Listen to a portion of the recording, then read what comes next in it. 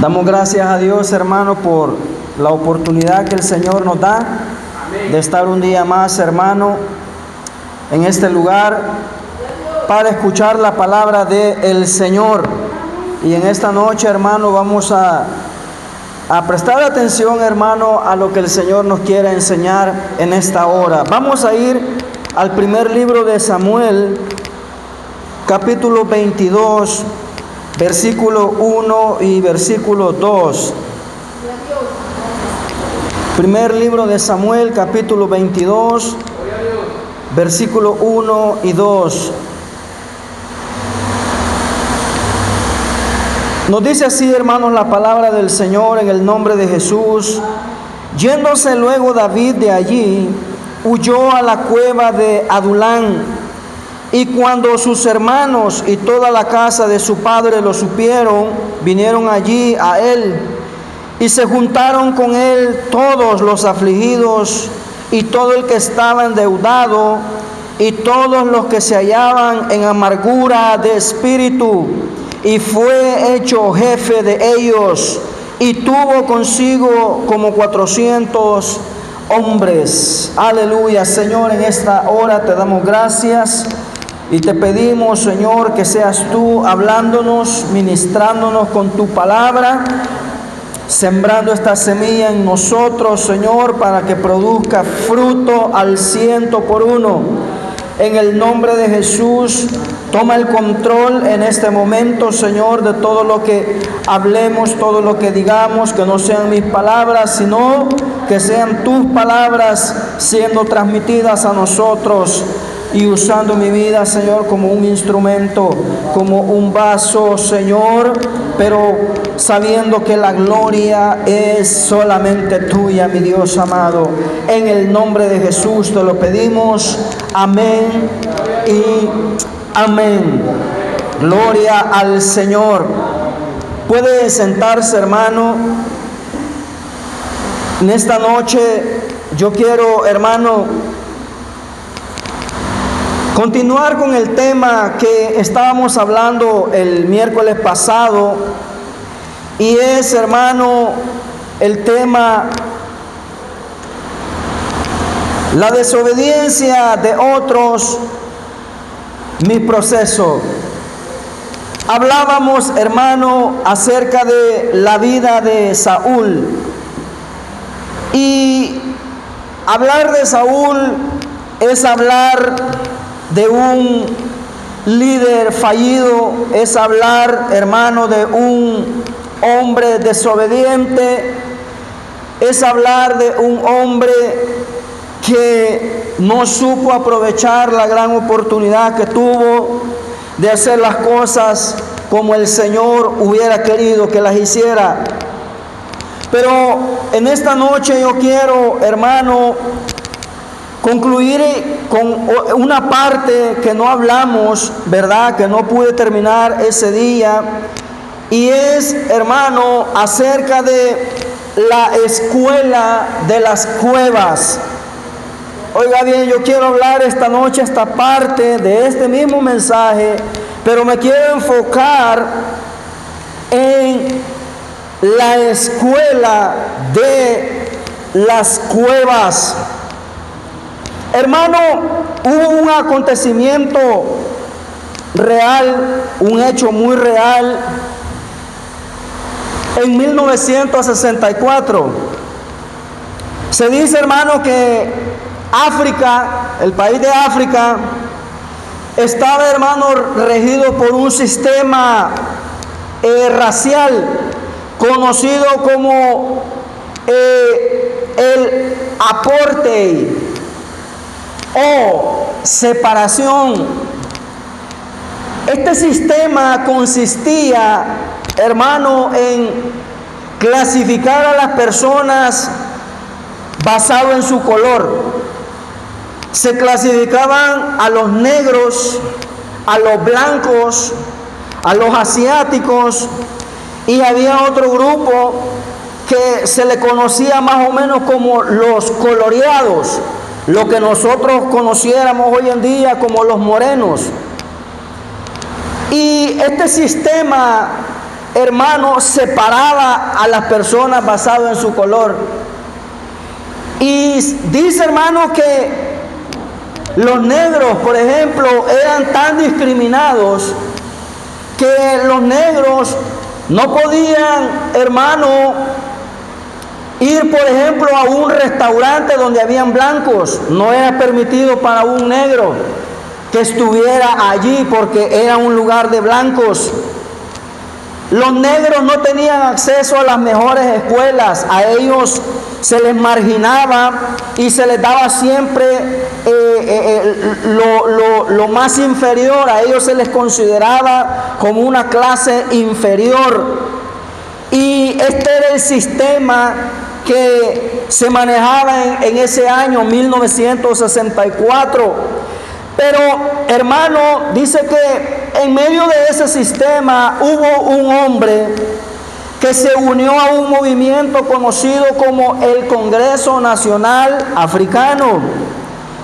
Este hombre, hermano, dice que fue considerado por el gobierno, por el sistema de aquel entonces, como un terrorista y un traidor a la patria, por haberse unido a este movimiento, ya que este movimiento se formó con el fin de que hubiera una democracia, de que hubiera más justicia y de hacer entender de que ese sistema era injusto. Y hubo un hombre que se incorporó a este grupo, a esta organización, y este hombre, hermano, se consideró como un enemigo de la patria. Y tanto fue así que a él se le condenó a cadena perpetua. Oiga bien, hermano, 27 años fueron los que este hombre permaneció en la cárcel.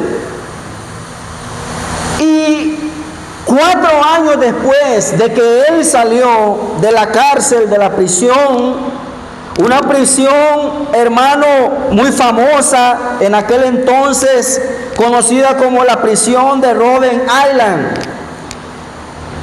4 años después que este hombre logró salir de esa injusticia, de esa prisión, este hombre fue el primer presidente de una nación, y este hombre logró, hermano, hacer de esa nación una nación democrática, y este hombre logró evitar una guerra civil que hubiera costado, hermano, millones y millones de vidas, ya que el movimiento que apoyaba a este hombre, cuando él tomó el poder, pensaron de que era el tiempo de la venganza, pensaron que era el tiempo de hacer justicia por lo que le habían hecho a él, y no solamente a él, sino que a muchas más personas. Y, hermano, este hombre logró evitar una catástrofe en su propio país. Y, hermano, más adelante este hombre se volvió un líder reconocido mundialmente, respetado en todo el mundo. Tanto así, hermano, que a este hombre se le llegó a considerar un símbolo global de esperanza y paz. Él se ganó ese respeto, se ganó esa admiración, no solamente por la gente de su país, sino muchos países a nivel mundial. Y este hombre logró hacer esta hazaña a pesar de que él pasó 27 años en una prisión. Este hombre, hermano, del cual yo le estoy hablando, fue el famoso Nelson Mandela, el presidente, hermano, que después de ser un preso político, llegó a ser el presidente de su país. Ahora, este hombre pasó un proceso, 27 años en una prisión. En esos años que él estuvo, hermano, privado de su libertad, él se dedicó, hermano, a liderar allá adentro. Y él se dedicó, hermano, a formarse él mismo en algunos temas, hermano, que después él los aplicó, y las enseñanzas que él aprendió estando en la prisión, más adelante fueron reconocidas y más adelante sirvieron para traer democracia a su país. ¿Cuántos dan gloria al Señor? La cueva de este hombre se llamaba Rhode Island. El proceso de David fue un proceso similar. La cueva de David se llamaba la cueva de Adulán. Recuerde, hermano, que David, después de ser un héroe nacional por haberse enfrentado a Goliat, ¿verdad? Él se convirtió en un fugitivo y él tenía que andar huyendo porque el rey quería matarlo. Y ahora David ya no era quizás el hombre famoso, el hombre querido, ahora él era un hombre prófugo de la ley.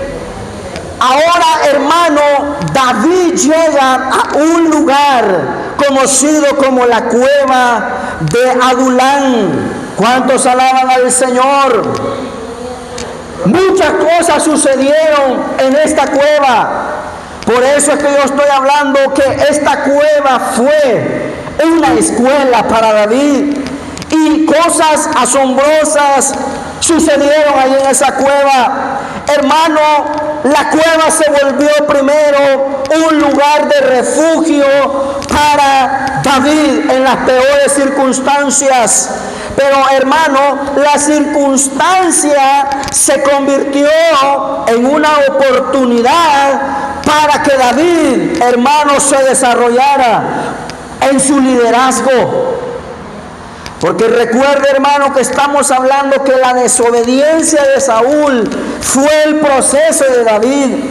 Y, hermano, David, en todas las incomodidades que tuvo en esa cueva, hermano, él trató con personas difíciles allí en esa cueva. Pero su liderazgo se caracterizó por dos cosas. El liderazgo de David en la cueva de Adulán, hermano, se caracterizaba por transformar y por tener, hermano, compasión de los demás. Porque sabe una cosa, mi hermano, las personas con las que David trató estando en esa cueva no eran personas, hermano, fáciles, eran personas difíciles, ya que dice que se juntaron con él los afligidos y todo el que estaba endeudado. Oiga bien, hermano, posiblemente también ellos eran prófugos. Posiblemente también ellos se andaban escondiendo. Y dice que todos, allí habían, hermano, todos los que se hallaban en amargura de espíritu. Sin embargo, David, con esas personas rechazadas, con esas personas difíciles, con esas personas que no tenían aparentemente más esperanza, con esas personas, hermano, que posiblemente ya nadie daba un peso por ellos, David supo ser un líder para esas personas. Y el liderazgo de David transformó la vida de estos afligidos. El liderazgo y la compasión de David en la cueva de Adulán, hermanos, sirvió para transformar las vidas de estas 400 personas de carácter muy difícil. Hermano, me llama la atención una cosa.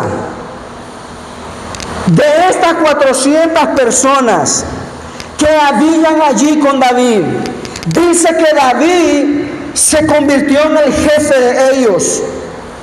Y dice que David hizo de ellos su ejército. Entonces, hermano, en el segundo libro de Samuel, oiga bien, en el segundo libro se mencionan 3 nombres. Y ponga cuidado a esto, hermano. Se mencionan 3 nombres de estos 400 que estaban allí con David. Hubieron 3 hombres que, hermanos, sus hazañas fueron notables en el libro de Samuel. Y se habla primero de José Basebet. Hermano, el nombre del primer jefe del ejército de David dice que significa el que toma su asiento, la autoridad y el liderazgo. Hermano, los hombres en la cueva de Adulán eran gente sin posición, eran gentes rechazadas, eran gentes sin futuro, pero tuvieron la dicha y la bendición de que allí tenían a un líder con ellos, y este líder les devolvió a ellos su posición. Este líder les dio a ellos otra esperanza. Este líder hizo de ellos personas que ahora sí valían para la sociedad. Hermano, dice que ahí estaban los afligidos y los endeudados. David, hermano, devolvió a este hombre José Basebet su posición, haciéndolo el jefe entre los 3 principales, usando él el puesto más alto. Hermanos, si algo Dios hace con sus hijos, cuando nos pasa por las cuevas, cuando nos pasa por los desiertos, Dios te va a empoderar, mi amado hermano. Dios te hace pasar por esos procesos, pero Dios no te deja solo. Dios quiere devolverte nuevamente lo que a ti te corresponde. ¿Cuántos alaban al Señor? A los que no tenemos ninguna esperanza, a los que no tenemos ninguna posición, el Señor nos pone en los lugares más altos y nos da un nombre: nación santa, pueblo adquirido por Dios, reyes y sacerdotes. Las posiciones más altas, reyes y sacerdotes. Este es el Señor que nosotros predicamos. A este Dios es a quien nosotros servimos. El buen líder devuelve a otros su lugar, su posición. El buen líder nunca se aprovecha de los demás. David pudo tomar ventaja de estas personas. David bien pudo decir: yo voy a usar a estos 400 como carnada. Yo se los voy a entregar a Saúl para que él ya no me persiga. Se los voy a entregar en bandeja de plata. Pero David, hermano, no tuvo esa mala intención. No, al contrario, David se dedicó a prepararlos a ellos, y más adelante ellos llegaron a ser grandes personas en la sociedad. Gloria al Señor. El otro nombre que se menciona de estos 3 jefes del ejército de David, hermano, está Eleazar. Eleazar significa, hermano, Dios es mi ayuda. En 2 de Samuel, capítulo 22, en el versículo, hermano, dice la palabra del Señor. Oiga bien, 2 de Samuel, capítulo 23, en el versículo 10, mire cómo dice la palabra. Este se levantó e hirió a los filisteos hasta que su mano se cansó, y y quedó pegada su mano a la espada. Oiga bien, Eleazar estaba peleando contra los filisteos y la batalla había arreciado, hermano. Y dice que todos se habían ido y dice que sus manos ya estaban cansadas. Pero a mí me gusta lo que dice después este mismo versículo. Aquel día el Señor dio una gran victoria. Porque Eleazar significa Dios es mi ayuda. David supo entregarle a estos hombres su valor como personas. Y ahora Eleazar nos deja una gran lección. Hermano, que cuando pasamos batallas, cuando pasamos momentos difíciles, no quizá nos vamos a cansar, porque es imposible que no nos cansemos, pero al mismo tiempo que hay cansancio, hay que decir: Dios es mi ayuda. Cuando pasamos por esos momentos, hermanos, de que ya no podemos, en algún día vamos a decir: Dios nos dio una gran victoria, al igual que se la dio a este hombre llamado Eleazar. Y hay otro nombre, Sama.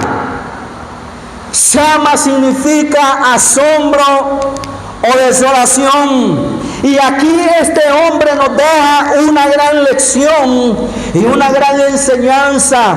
Sama dice que, hermano, nos enseña a que muchas veces lo que otros consideran como insignificante, hay que defenderlo, mi amado hermano. Allí mismo en el capítulo 23, en el versículo 11, dice: después de este fue Sama, hijo de Ahé, Ararita. Los filisteos se habían reunido en Lehi, donde había un pequeño terreno lleno de lentejas, y el pueblo había huido de delante de los filisteos. Él entonces se paró en medio de aquel terreno y lo defendió. Mire lo que logró hacer David con los hombres afligidos, con los hombres que ya no tenían esperanza. Ahora este hombre llamado Sama, hermano, está diciendo: no, este lugar, aunque sea pequeño, aunque parezca insignificante, aunque otros se hayan ido, yo me voy a parar en medio y lo voy a defender, porque esto le pertenece a nuestro pueblo, esto le pertenece al Señor. Qué lindo es tener líderes así, que se paren en medio de la brecha, que se paren en medio cuando hay iglesias pequeñas. Qué lindo es tener hombres que defiendan a este pueblo. El problema es, hermano, cuando nosotros miramos de menos la congregación, cuando miramos de menos a los hermanos. Muchos se van, muchos huyen, muchos corren, pero hay hombres como Sama que se paran y dicen: no, yo voy a defender, porque esto le pertenece al Señor. ¿Cuántos alaban al Señor? Hay un principio que el Señor enseñó en el Nuevo Testamento: en lo poco me fuiste fiel, en lo mucho yo te pondré. Hermanos, si nosotros no aprendemos a serle fieles a Dios en lo poco, no vamos a ser fieles en lo mucho. Y quien no puede ser fiel a Dios en lo poco, no puede estar en lo mucho. ¿Cuántos alaban al Señor? La cueva de Adulán se volvió la escuela de David. Él ejerció liderazgo, hermano, y él le devolvió esperanza a los que ya no tenían esperanza. Pero David también aprendió otra cosa estando en esa cueva, hermano. Él aprendió a depender totalmente del Señor. David ahí no tenía las comodidades que él quizás merecía. David ahí no tenía, hermano, todo como para decir, bueno, aquí yo voy a prosperar, aquí yo voy a salir adelante. No, David estaba en una cueva, quizás en incomodidades, pero él aprendió una cosa, y es que él sabía en quién había puesto su confianza. En el Salmo 62:7 nos dice que él escribió: en Dios está mi roca fuerte. Esta era la victoria de David, esta era el secreto de David. En el Salmo 61 dice, él escribiendo: llévame a la roca que es más alta que yo. Hermanos, usted y yo sabemos que la roca es Jesucristo. Cuando alaban al Señor, la iglesia del nombre de Jesús está fundamentada en la roca inconmovible, y la roca se llama Jesús, Jesús, Jesús, Jesús. Esta era la dependencia de David, estando en las cuevas, la cueva de Adulán. ¿Cuántos dan gloria al Señor? En la oscuridad, hermano, en la persecución, en medio de toda presión, David aprendió a depender solamente de el Señor. Usted y yo, mi amado hermano, vamos a pasar por cuevas. Usted y yo, mi amado hermano, a veces vamos a tener que pasar por los desiertos, porque sabe una cosa, se lo dije el otro día, al Señor le gusta formar a sus hijos, no en los palacios, no donde hay comodidades. El Señor le gusta formar y forjar el carácter de sus hijos en las cuevas y en los desiertos. ¿Cuántos dan gloria al Señor? David, hermano, aprendió a ejercer autocontrol. Oiga bien, esto es bien importante. En la cueva David aprendió a controlar sus emociones. Probablemente David, estando en la condición que estaba, quizás David había veces que se sentía afligido, se sentía estresado, quizás se sentía enojado, porque a quién le va a gustar que lo anden persiguiendo para matarlo. David pudo haber tenido cualquier tipo de emoción, hermano, como las que usted y yo a veces nos enfrentamos. David quizás se sintió, hermano, en algún momento cansado de andar huyendo, pero sabe una cosa, David aprendió a controlar sus emociones, porque cuando David tuvo la oportunidad de acabar con su problema, hermano, David se reservó, hermano, esa venganza, y David dice que dijo: me guarde el Señor de ponerle una mano al ungido del Señor. Posiblemente David, hermano, estaba enojado con Saúl, porque no creo que estaba contento. Yo no considero que David estaba contento, hermano, con alguien que lo quería matar a costa de lo que fuera, mi amado hermano. Pero David supo tener autocontrol, aun y cuando sus emociones lo pudieron haber traicionado. Hermano, las emociones a uno siempre lo traicionan. Nunca haga cosas cuando usted esté enojado. Mira, hermano, las emociones son bien traicioneras. Cuando nosotros estamos pasando un momento de ira, de enojo, es que le voy a decir de todo.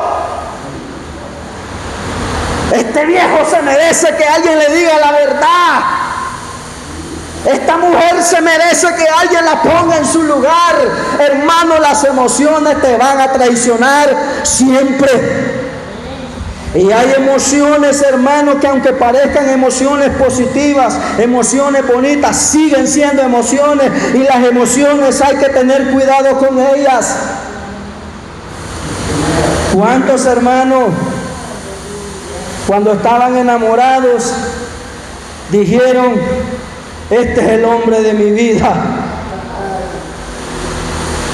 Porque estaban enamoradas.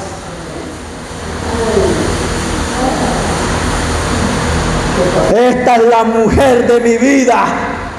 Estas son las medidas que yo le había pedido al Señor.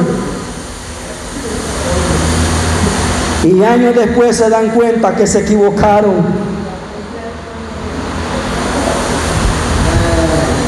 Las emociones son traicioneras. Hay una ciencia, hermano, y es de que hay que tener el más mínimo control antes de tomar una decisión. ¿No le ha pasado a usted? A mí me ha pasado. Cuando usted anda bien contento, porque a veces uno, de pronto, hermano, uno anda feliz. Todo se ve bien bonito, todo bien alegre. Qué lindo está el día, qué rico está el clima y el gran calor, pero uno siente bien rico. Qué frío más sabroso. Qué bonito se ven los hermanos en la iglesia. Qué chulo mi pastor, cómo lo amo. Cuando andamos contentos, y no le ha sucedido a usted que cuando andamos contentos, hermano, hacemos promesas, hacemos cosas que después que nos pasó la emoción, nos arrepentimos, hermano. ¿No le ha pasado a usted eso? En las cuevas hay que aprender a tener control de las emociones. ¿Cuánto dan gloria al Señor, hermano? Las emociones, hermano, David pudo controlarlas y él no permitió que su enojo, que su frustración lo llevara a cometer un grave error, porque ¿qué hubiera pasado? La historia hubiera sido diferente si David no hubiera esperado en la venganza del Señor, o si David hubiera tomado su venganza por él mismo. La historia hubiera sido diferente. No se dijera que David tenía un corazón conforme al corazón de Dios. Probablemente David fuera un hombre mencionado en la Biblia, pero no se le dijera que David tenía un corazón conforme al corazón del Señor. David supo respetar a las autoridades. Vivimos en un tiempo, vivimos en una generación. En la iglesia se ha metido algo, hermano, que no estamos respetando las autoridades que el Señor ha puesto. No estamos de acuerdo cómo se está dirigiendo la obra. No estamos de acuerdo cómo se está, hermano, haciendo en las iglesias locales. Y está bien no estar en acuerdo, porque a veces no vamos a estar en acuerdo todos. Pero sabe una cosa, mi amado hermano, a pesar que no estemos de acuerdo, hay que respetar lo que Dios ha establecido. Hay que respetar al hombre y a la mujer que Dios ha decidido que van a estar al frente de la obra. Hay que respetar al que el Señor ha decidido que va a estar predicando la palabra del Señor. Vivimos en una generación donde ahora, hermano, todos quieren ser líderes, todos quieren ser sus propios patrones, todos quieren ser sus propios jefes, no quieren rendirle cuentas a nadie. Hay muchos pastores que han caído en esto, no quieren rendirle cuentas a la Junta General, no quieren que nadie les esté preguntando ni están dando reportes de diezmo, cuántos ofrendaron en el mes. No quieren dar esos reportes porque no quieren respetar autoridades. ¿Y qué es lo que hacen? Hacen sus propios grupos.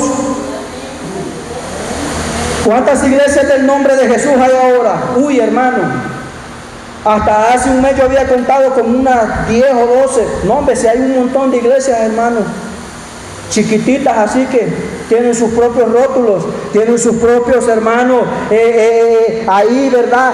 Sus propias doctrinas, sus propias enseñanzas, sus propias reglas. ¿Por qué, mi amado hermano? Porque a estos pastores se les antojó ser sus propios líderes. A estos pastores se les antojó de pronto ponerse ellos, hermanos, títulos. Ay, ya no quieren que les digan servidores, no, ahora hay que decirles, ¿verdad? Los doctores, los licenciados en teología. No, ahora hay que decirles, casi que por poquito, ya dentro de poco ya va a aparecer alguno que hay que decirles su majestad, el pastor. ¿Cuánto dan gloria al Señor? David supo respetar el señorío de Saúl. David tenía todos los argumentos para decir, ¿y quién es para que yo me le someta? ¿Quién es este pues como para que yo le esté obedeciendo? Si este me ha tratado mal a mí, ¿quién es este como para que yo le perdone la vida en este momento? David tenía todos los argumentos, tenía todas las excusas, pero David había aprendido algo en la cueva de Adulán. Hay que respetar a las autoridades que el Señor ha puesto. La iglesia tiene que aprender eso este año 2026, amado hermano, a respetar a las autoridades que el Señor ha establecido en la iglesia. ¿Cuánto dan gloria a Dios? David supo adorar estando en la peor adversidad. Él hizo de la cueva un lugar de adoración. Y yo no dudo, mi amado hermano, que David ahí se pasara quizás, hermano, haciendo cultos con los 400. Yo no dudo que David quizás ahí estaba, hermano, escribiendo, porque de ahí se escribieron muchos salmos muy hermosos. Los salmos, las alabanzas preciosas han salido, hermano, de las peores circunstancias. Cuando yo estaba pasando mi peor momento, mi peor circunstancia, salieron alabanzas preciosas, mi amado hermano. Usted porque no la ha escuchado, y usted porque dice, no, pues si aquel día usted cantó, pero usted canta bien feo. Pero es que yo ya le he dicho, yo no canto, yo se lo escribo. Todos alaban al Señor, iglesia. De ahí salieron alabanzas hermosas. De la cueva de Adulán, hermano, David escribió salmos hermosísimos. Hermano, los mejores momentos para tener intimidad y relación con Dios es cuando estamos pasando nuestros peores momentos, hermano. Allí es que uno de verdad busca al Señor. Allí es que de verdad uno se enamora del Señor. Cuando estamos atribulados, cuando estamos enfermos, cuando todo nos va saliendo mal, nos doblamos en rodillas delante del Dios Todopoderoso y le decimos, papá, yo ya no puedo. Y nuestro Padre Celestial en su amor, hermano, le extiende su mano y ahí nos enamoramos del Señor. ¿Cuánto da gloria al Señor? Hermano, las dos grandes batallas que tuvo el Señor en contra de Satanás,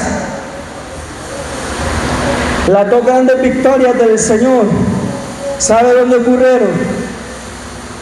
La primera gran derrota de Satanás ocurrió en el desierto.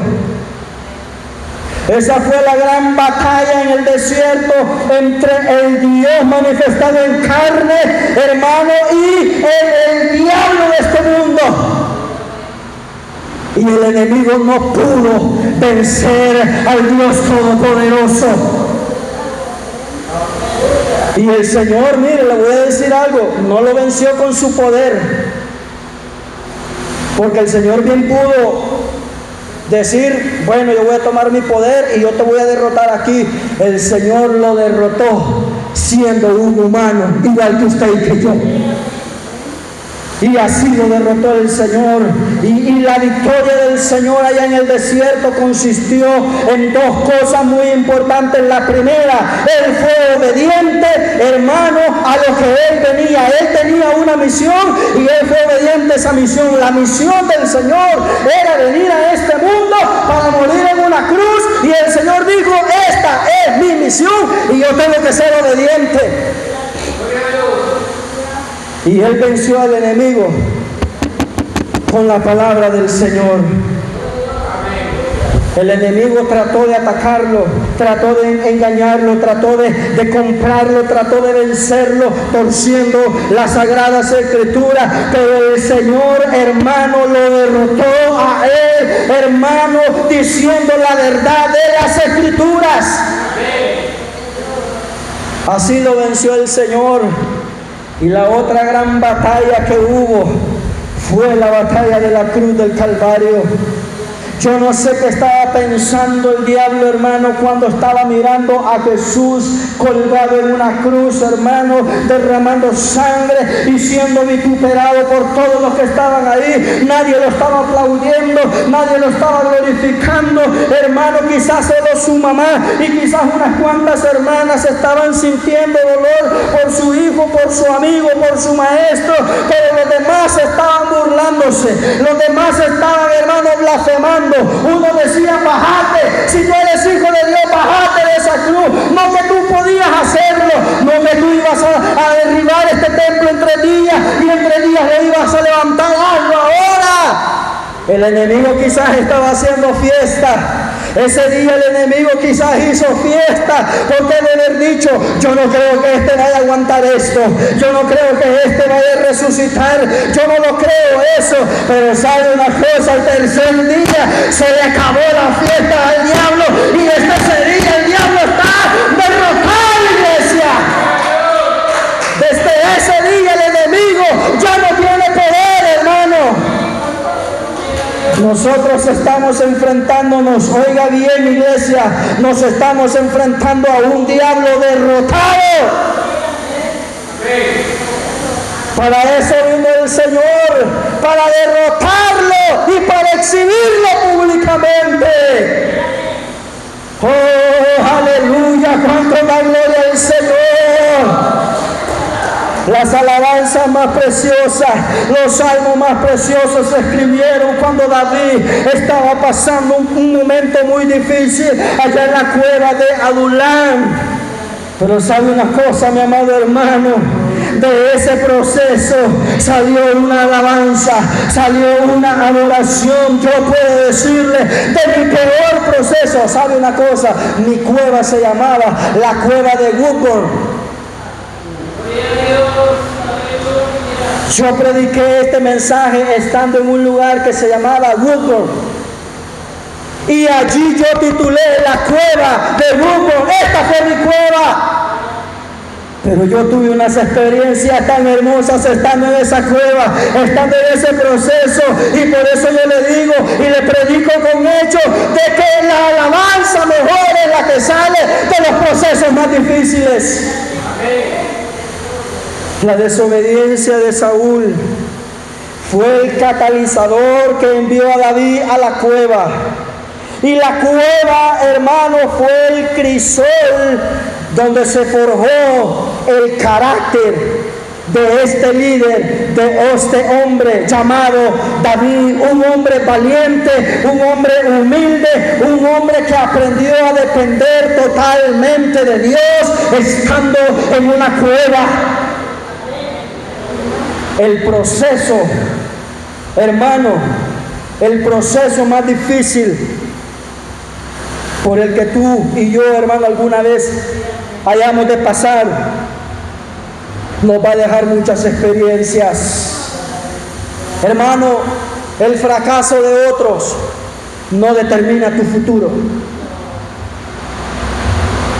El fracaso de un líder no tiene que ser una excusa para que tú fracases también. Hermano, la desobediencia de un líder no determina quién es Dios. La desobediencia de un hombre o una mujer que le sirve al Señor, hermano, no puede determinar si tú vas a ser salvo o no. Tú tienes, hermano, al igual que yo, poner la mirada solamente en el autor y consumador de la fe, y ese se llama Jesús, el Cristo, que vino a morir, pero resucitó al tercer día, y ahora Él, hermano, tiene todo el poder. Pónganse en pie en esta preciosa noche.